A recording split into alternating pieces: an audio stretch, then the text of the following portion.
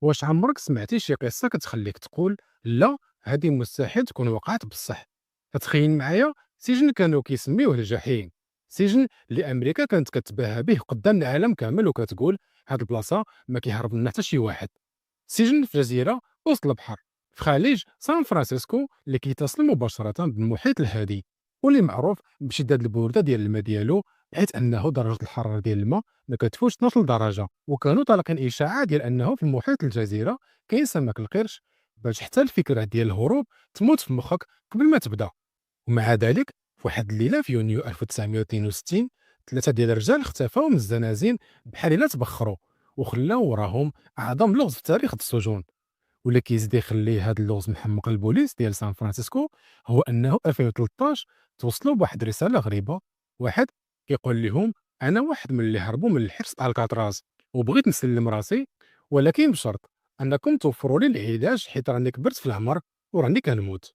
البوليس جاوبوه دغيا وقالوا له مرحبا حنا واجدين، ومن بعد سكات، ما عاودوا سمعوا عليه والو، بحال الرساله كانت غير لعبه، او ربما كان فعلا كيموت. باش نبداو القصه ديالنا خاص نفهموا الكاتراز شنو هو في الاصل. فهو جزيره في وسط خليج سان فرانسيسكو، قريبه من المدينه، ولكن نفسيا كتخليك تحس بها بعيده، بحال الا راك في اخر الدنيا. وباش تعرفوا انه سجن غير عادي، فراه كان سجن فيدرالي، والفكره ما كانتش غير تشد المجرمين وصافي، ولكن تدمرهم نفسيا. حيت اللي كيدخلوا لهذا السجن هذا ماشي ناس عاديين، هادو ناس جايين من سجون اخرى في امريكا، مجرمين كبار واللي حاولوا يهربوا كيجيبوهم الكاتراز.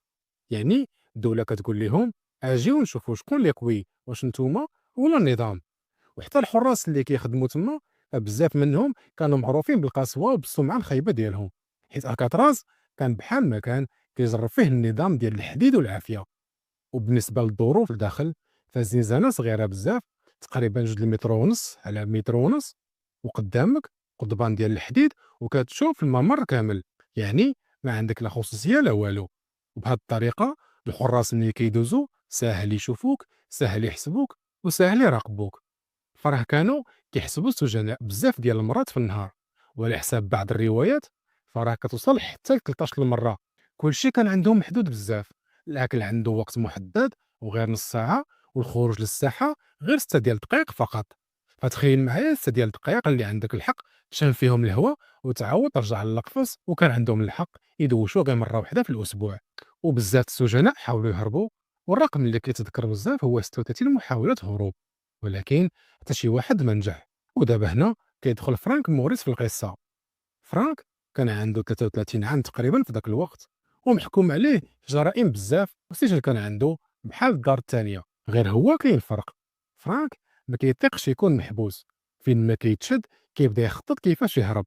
فحاول يهرب عده مرات قبل، واحد المره فعلا قدر يهرب من واحد السجن فيدرالي اخر، ولكن يعاودوا شدوه. هذا الشيء خلى الحراس ديال الكاتراز يحطوا العين عليه من النهار الاول اللي دخل، وحتى الاداره ديال السجون كانت دارت ليه اختبارات ولقاو بلي معدل الذكاء ديالو عنده طالع، يعني ماشي مجرم عادي، هذا واحد كيشوف الثغره اللي السجناء العاديين ما كيردوش ليها البال. اول ما دخل فرانك الكاتراز في يناير 1960 بدا كيراقب الروتين ديال الحراس، كيقرا التحركات ديالهم، شحال كيبقاو في كل بلاصه، كيفاش كيتفتشوا الزنزانات، وكيخطط وكيجمع ويسجل المعطيات في عقله. ولكن فرانك كان عارف بلي بوحدو ما غاديش يقدر، فالهروب لالكاتراز ماشي غير تخرج من الزنزانه وصافي، هذا مشروع كامل خاصو فريق وكل واحد يتكلف شي حاجه. ومن هنا جاو الاخوين انجلين، جون وكلارنس، جوج خوت ما كيتفارقوش ومتخصصين في سرقه البنوك، وتلاقاو مع فرانك بحيث انهم في نفس البلوك، ولات بيناتهم علاقه اخويه وصحبه. ومن بعد زاد معاهم واحد اخر سميتو الان ويست،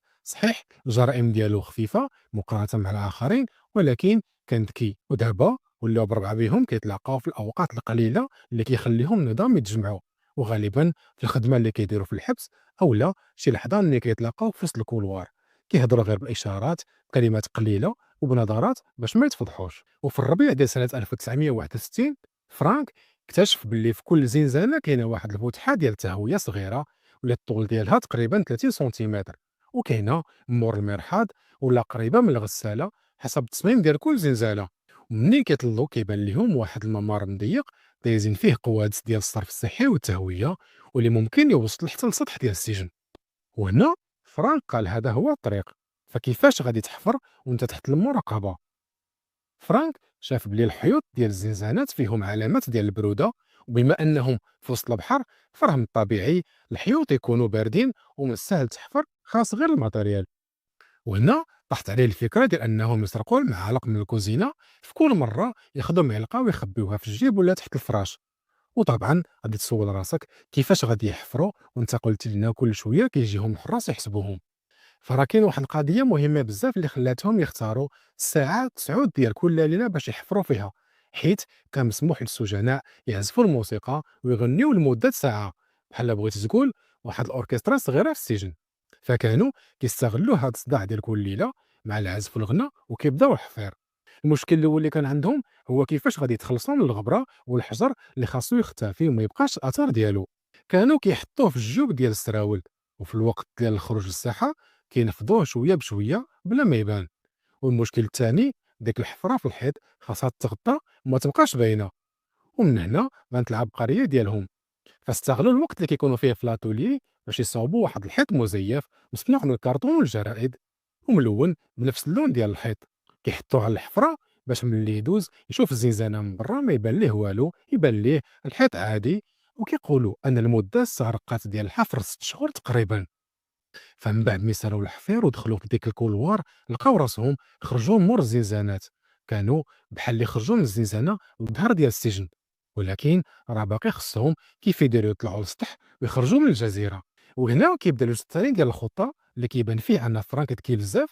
فقال لهم ما غاديش نعوموا حيت كاين خطر كبير، وما غاديش نقدروا حيت ايضا الماء بارد وكاينين تيارات واسماك القرش. فقال لهم غادي نصاوبوا واحد الباطو. فالفكره جاتهم غريبه وصعيبه التحقيق، كيف دير تصاوب باطو في هذا الحبس وفي هذه الظروف. فقال لهم عندي فكره، غادي نستغلوا الموطوات اللي كيفرقوا علينا، فكانوا امبيرميابل صالحين للشتاء حيت الجو تما بارد ومتقلب. جمعوا بزاف ديال هاد المنطوات، شي وحدين مسروقين والشي الاخر بدلوهم مع السجناء الاخرين، حتى وصلوا لاكثر من 50 قطعه حسب بعض الروايات، وخيطوهم وقدروا يصنعوا بهم بحال باطو. وهنا جاتهم الفكره ديال انهم يستعملوا واحد الاله موسيقيه واللي هي الاكورديون. سرقوه للمجموعه الموسيقيه وصابوا منه بحال شي بومبا باش ينفخوا الباطو. وباش يضمنوا ان الماء ما يتسربش سخنوا ديك الخياطه بالبخار ديال الانابيب اللي في الكولوار، بحال كواوها بالعافيه باش تلصق مزيان. وزادوا صاوبوا دي جيلي دو سوفتاج بنفس الطريقه. وباش يعطلوا الاكتشاف ديال الهروب ديالهم داروا واحد القضيه اللي خلات الحراس ما يعيقوش بهم دغيا، فصاوبوا الرؤوس ديال بنادم من ورق معجون، وكذلك استعملوا الصباغه والشعر الحقيقي جمعوه من عند الحلاق ديال السجن وحطوا هاد الرؤوس في الفراش تحت الغطاء باش يبان بحال شي واحد ناعس. فدابا وصلنا الليله ديال الهروب، وبالضبط نهار 11 يونيو 1962. الجو مزيان ولمدوا الجزر في الصالح ديالهم، حيت خاصهم يخرجوا وقت الجزر باش التيارات تكون ضعيفه على حساب الطريق اللي دارها فرانك. ومع العشرة ونص وسط ديك السكات فرانك حط ديك الراس في الفراش، حيد الغطاء ديال الفتحه ودخل الكولوار. وجون وكلارنس لحقوه. وهنا وصلت اللحظه اللي كتقلب كل شيء. الان ويست ما قدرش يخرج من الفتحه ديالو، يمكن بسبب الوزن ديالو ولا الحفره اللي دار ما كانتش واسعه باش يقدر يخرج منها. وبدا كيحاول ويحاول والو ما قدرش. فتخيل معايا هذا الاحساس، الخطه اللي خدمتي عليها لشهور ومنين جا الوقت ديال التنفيذ ما قدرتيش تخرج. الان بقى تما، وثلاثه كملوا، دازوا في الكولوار ودخلوا في المتاهه ديال الانابيب، وكيعرفوا باللي دابا ما كاينش الرجوع. وباش يوصلوا للسطح طلعوا في واحد الانبوب عمودي الطول ديالو كيوصل ل 9 ديال الامتار. وفي اللحظه اللي طلعوا فيها للسطح كان خصهم يتجنبوا لي رادار، فكانوا كيمشيو بحال القطوط، وملي كيقرب الضوء كيتخباو باش ما يبانش الظل ديالهم. فهنا وصلوا لبلاصه فين خاصهم يهبطوا للارض. زلقوهم واحد القادوس ديال الصرف الصحي اللي فيه 15 متر تقريبا بلا حبل بلا والو. في اللحظه اللي وصلوا فيها للارض لقاو قدامهم كرياج كبار ديال السلك اللي العلو ديالهم اكثر من 4 متر، ولكن قدروا يتجاوزوهم حيت كانت اخر مرحله ويوصلوا للشط. فدابا وصلوا للحافه ديال الجزيره، وكيبقى السؤال هنا، شحال عندهم ديال الوقت قبل ما يعيقوا بهم الحراس؟ 30 دقيقه، ساعه؟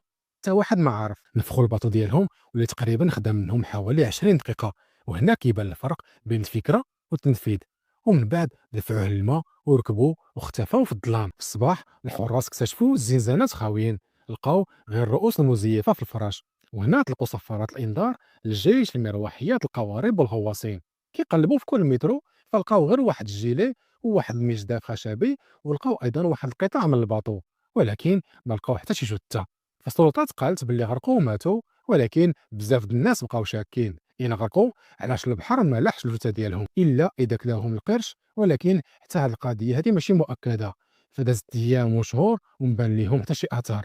وفي سنه 1979 ومن بعد 17 عام ديال التحقيق، الاف بي اي سد الملف وقال باللي هما ماتوا رسميا، ولكن الناس ما صدقاتش، حيت كاينين اللي قالوا انهم شافوا الاخوه انجلين في البرازيل ولا في المكسيك، وكاين واحد الصور قديمه كتبين جوج ديال الرجال كيشبهوا لهم. وفي 2013 البوليس دي سان فرانسيسكو وصلتهم واحد الرساله واللي مكتوب فيها: انا جون انجلين، عندي 83 عام، راني باقي عايش.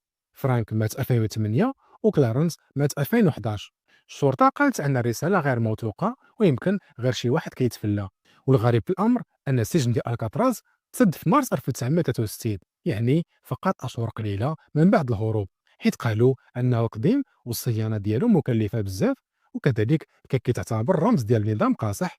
وموراها رجع مكان سياحي واكثر من مليون سائح كيمشيو ليه في السنه. ودابا كاين اخبار كتهضر على امكانيه ديال انهم يرجع الكاتراز يخدم كسجن عالي للحراسه. كنشكركم على حسن المتابعه، كان معكم عبد الله سلطان، نتلاقاو في فيديو جديد. السلام عليكم.